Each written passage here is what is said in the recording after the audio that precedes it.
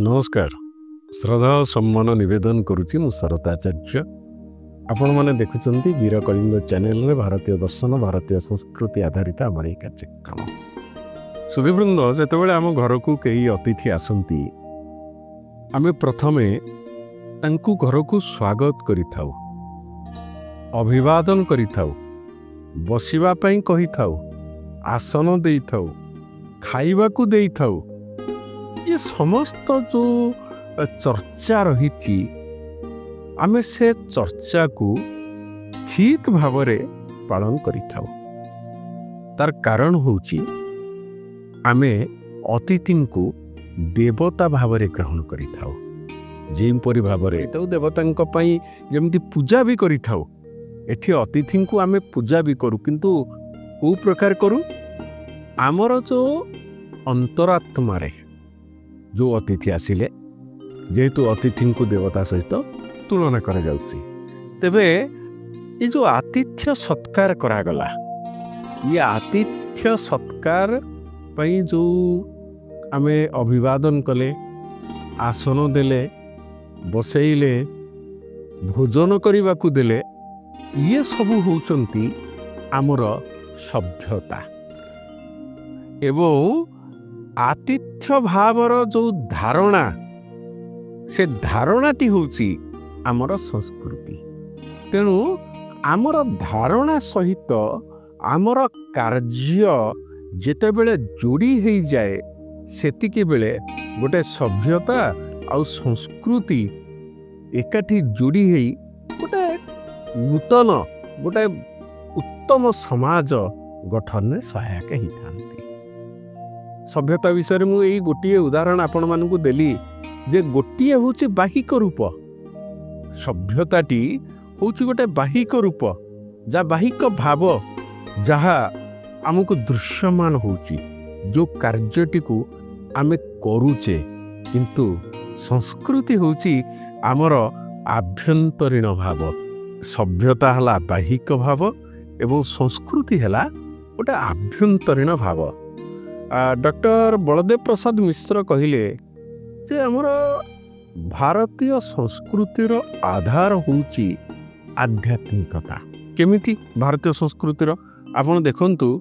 धर्म अर्थ काम मोक्ष चारोटी कथा हमर कुआ जाईची तेबे धर्म अर्थ काम सहित जो आत्मा आध्यात्मिकता अनुमोदित मोक्ष तत्वटी को आमे जोड़िकी ता सते रखिले धर्म अर्थ काम सहित आध्यात्मिकतानुमोदित मोक्ष तत्व को जोड़ी जो सर्वांगीन पुरुषार्थर कल्पना करागला सेटा होची आमर संस्कृति धर्म रहिला अर्थ रहिला काम रहिला एवं मोक्ष रहिला गोटे आध्यात्मिक चेतना भितरे से कह केवल बलदेव प्रसाद मिश्र नुह आमे समस्ते जानिचंती जे भारतीय संस्कृतिर आधार भारतीय संस्कृतिर जो गति ताहा पर्यवेसित कहा उपरे आध्यात्मिकता उपरे आपण देखंतु आमर जोटा हिंदू संस्कृति रही आम हिंदू संस्कृति रे राग द्वेष क्रोध काम ये सबू जहाँ रही संसार यही ठारू आमे होचे पृथक गोटे पृथक ही आमे गोटे आध्यात्मिकता सहित जोड़ी रही काम क्रोध लोभ मोह जबले मन में खान तबलग पंडित मूर्ख तुलसी एक समान तेणु काम क्रोध लोभ ये जो विकार भितरु आमे मुक्त आम संस्कृति मुक्त से आमर संस्कृति गोटे आध्यात्मिकता सहित जोड़ी होकी रही जोटा आमे जो षड्दर्शन अच्छी ये षड्दर्शन आमर ये आध्यात्मिकता को गुरुत्व देइचंती आमर संस्कृति ताहा उपरे ही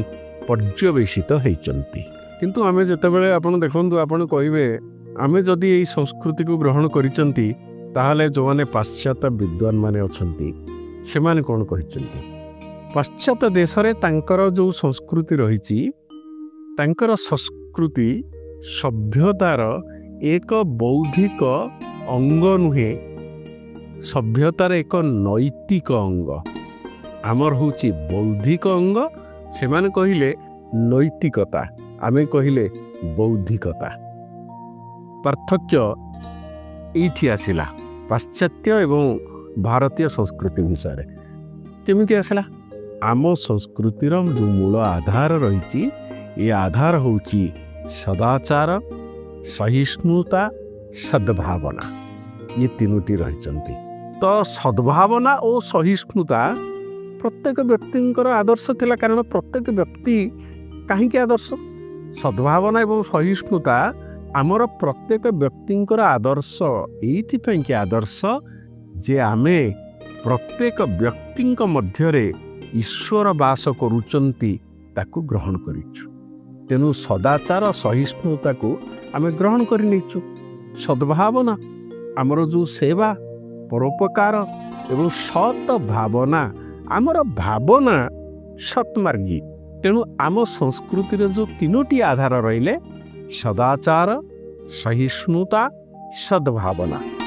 ଏବଂ ଆପଣ ଗୋଟେ ଆସିଲା ଆତ୍ମା ପରମାତ୍ମା, ଜୀବ ବ୍ରହ୍ମ, ଲୌକିକ ପରଲୌକିକ, ଭୋଗ ଆଉ ଯୋଗ, କାମନା ସାଧନା, ଗ୍ରହଣ ତ୍ୟାଗ, ଗୃହସ୍ଥ ସନ୍ନ୍ୟାସ, ଇଏ ଆଦିରେ ଯେଉଁ ସମନ୍ୱୟ ସ୍ଥାପନ କରାଯାଇଛି ତାହା କେବଳ ଭାରତୀୟ ସଂସ୍କୃତିରେ କରାଯାଇଛି। ଇଏ ସମସ୍ତ ଆତ୍ମା ପରମାତ୍ମା ହୁଅନ୍ତୁ, ଜୀବ ବ୍ରହ୍ମ ହୁଅନ୍ତୁ, ଲୌକିକ ପରଲୌକିକ, ଭୋଗ ଯୋଗ, କାମନା ସାଧନା, ଗ୍ରହଣ ତ୍ୟାଗ, ଗୃହସ୍ଥ ସନ୍ନ୍ୟାସ, ଇଏ ସବୁର ଯେଉଁ ସନ୍ନ୍ୟାସ, ଏଇ ସବୁର ଯେଉଁ ସମନ୍ୱୟ ରହିଛି, ଏ ସମନ୍ୱୟ ସ୍ଥାପନର ଯେଉଁ ପ୍ରତୀକ ହେଉଛି ଆମର ସଂସ୍କୃତି, ଆମର ଭାରତୀୟ ସଂସ୍କୃତି। ଆମେ କହୁଛେ ନା ସର୍ବେ ଭବନ୍ତୁ ସୁଖିନଃର କଥା ଆମେ କହିଲେ ସମସ୍ତେ ସୁଖରେ ରହିବେ। ଯେମିତି ଆପଣ ଦେଖନ୍ତୁ, ଭୀମ ଭୋଇ କହିଲେ ମୋ ଜୀବନ ପଛେ ନର୍କେ ପଡ଼ିଥାଉ, ଜଗତ ଉଦ୍ଧାର ହେଉ।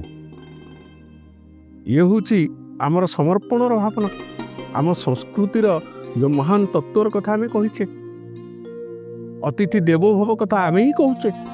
ହୁଏତ କେହି କେହି କହିପାରନ୍ତି ବର୍ତ୍ତମାନ ସମୟରେ ୟା ଭିତରେ ଗୋଟେ ପରିବର୍ତ୍ତନ ଆସିଛି, ପରିବର୍ତ୍ତନ ଆସିପାରେ, କିନ୍ତୁ ଯେତେ ପରିବର୍ତ୍ତନ ଆସିଲେ ବି ଆମ ଭିତରେ ଯେଉଁ ତତ୍ତ୍ୱଟି ରହିଛି, ଆମ ଭିତରେ ଯେଉଁ ଭାରତୀୟ ଦର୍ଶନର ଭାବଟି ରହିଛି, ମୁଁ ଭାରତୀୟ, ସେଥିରେ ତ ପରିବର୍ତ୍ତନ କିଛି ଆସିପାରୁନାହିଁ।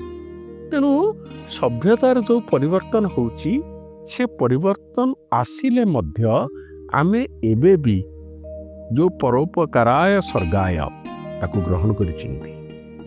କାରଣ ତାହା ହେଉଛି ଭାରତୀୟ ସଂସ୍କୃତିର ଗୋଟେ ମୂଳ ମନ୍ତ୍ର। ଅତଏବ ଆମେ ଜାଣିଲେ ଯେ ଭାରତୀୟ ସଂସ୍କୃତି ଯାହାର ଆଧାର ହେଉଛି ଆଧ୍ୟାତ୍ମିକତା ଏବଂ ଯେଉଁ ଷଡ଼ଦର୍ଶନର କଥା ଆମେ କହିଥିଲେ, ଭାରତୀୟ ଦର୍ଶନ ବିଷୟରେ ଯେତେବେଳେ ଆଲୋଚନା କରୁଥିଲେ 9ଟା ଦର୍ଶନ କଥା କହିଥିଲେ, ଷଡ଼ଦର୍ଶନ, ବୌଦ୍ଧ ଦର୍ଶନ, ଜୈନ ଦର୍ଶନ, ଚାର୍ବାକଙ୍କର କଥା କହିଥିଲେ। ବୌଦ୍ଧ, ଜୈନ, ଚାର୍ବାକ ଇଏ ତିନୋଟି ଦର୍ଶନ ଅଲଗା, ଆଉ ଯେଉଁ 6ଟି ଦର୍ଶନ ରହିଲେ ଷଟ୍ ଦର୍ଶନର କଥା କହିଥିଲେ, ଯାହା ଉପରେ ଭାରତୀୟ ସଂସ୍କୃତି ପର୍ଯ୍ୟବେସିତ ହେଇକି ରହିଛି। ତେଣୁ ଇଏ ଆଧ୍ୟାତ୍ମିକତା ଆମ ସଂସ୍କୃତିକୁ କେବଳ ରୁଧିମନ୍ତ କରି ନାହିଁ, ଆମର ସାମାଜିକ ବ୍ୟବସ୍ଥାକୁ ମଧ୍ୟ ସମୃଦ୍ଧ କରିଛି। କେହି କେହି କହିପାରନ୍ତି ଯେ ଏଇ ପୁରାଣରେ ଏଇଆ ଲେଖା ହେଇଥିଲା, ସେଇ ପୁରାଣରେ ସେୟା ଲେଖା ହେଇଥିଲା, ବର୍ତ୍ତମାନ ସ୍ଥିତିରେ ଆମର ସାମାଜିକ ବ୍ୟବସ୍ଥାର ଅବନତି ଘଟୁଛି। ଭଲ ଥିଲେ ମନ୍ଦ ଅଛି, ଉଚ୍ଚ ଥିଲେ ନୀଚ ଅଛି, ଏବଂ ଗତି ଥିଲେ ଅଟକି ଯିବା ମଧ୍ୟ ରହିଛି। ଇଏ ସବୁ ରହିଛି। ତ ଇଏ ସବୁ ଭିତରେ କିନ୍ତୁ ଭାରତୀୟ ସଂସ୍କୃତି ଭଲକୁ ହିଁ ଗ୍ରହଣ କରି ଆସିଛି, ଯୁଗେ ଯୁଗେ ଆସିଛି।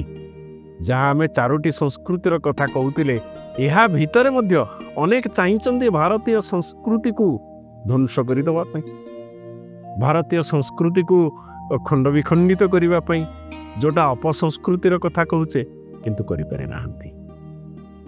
କାହିଁକି କରିପାରି ନାହାନ୍ତି?